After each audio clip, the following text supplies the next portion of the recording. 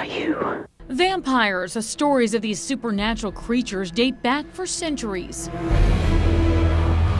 But even in the high-tech world of today, the idea of the vampire is still quite alluring.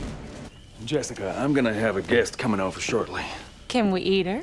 You may not. The whole genre is big business. Taking a bite out of book sales, Brenda Marsh from Barnes & Noble. There has always been quite a bit of vampire literature, vampire series on the market, but with the publication of Twilight and Stephanie Meyer's books, that drove so much enthusiasm for the genre that we had to keep finding more and more books to feed the audience. And that success has even translated into big screen magic. You're impossibly fast and strong.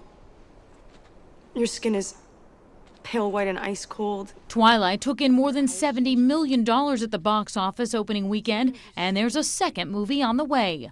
I know the risk, but I had no choice.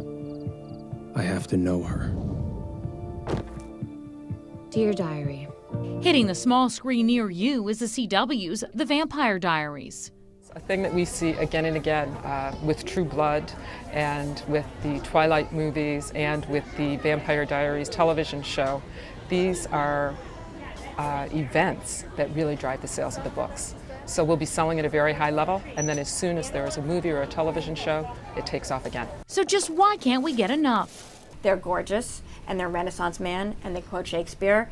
Psychiatrist Jodi Gold from Weill Cornell Medical Center says for teens, these stories allow them to satisfy two needs: fantasy and relationship building. Vampires are one part of it, but I really think it's the relationship piece that draws teenagers in, and I think they can really identify with it. It's 4 books about a relationship.